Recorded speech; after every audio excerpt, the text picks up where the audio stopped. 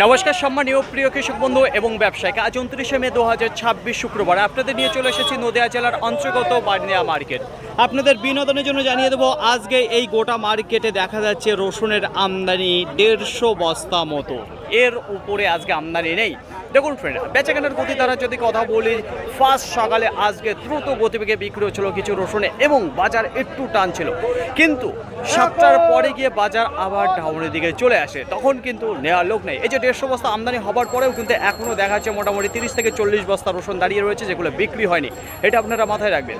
দেখুন ফ্রেন্ড, বাজারে যদি কথা বলি তাহলে ক্যাট যে রসুন রয়েছে তার প্রতি একটু আজকে প্রথমের দিকে ভালো দেখতে পেরেছি, শুধুমাত্র আমদানি কম থাকার কারণে মাথায় রাখবেন, তাছাড়া অন্য কোনো কারণ নেই। আজকে নিচে কিছু দেখা যাচ্ছে যেখানে 44 টাকা পার কিলো, কুইন্টাল প্রতি 4400 টাকা, এই দামে কিন্তু আজকে ক্যাট রসুন দেখা যাচ্ছে বিক্রি হচ্ছে সর্বনিম্ন। তারপরে 45 টাকা রয়েছে, 48 টাকা রয়েছে, 50 টাকা রয়েছে, এই দামে বেচা রয়েছে।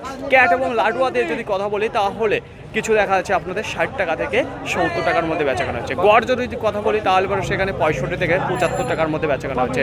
কিছু স্ট্যান্ডার্ড সাইজের গড় যে রসুনগুলো রয়েছে সেগুলো 80 টাকা 85 টাকা এর মধ্যে বেচাকেনা হচ্ছে।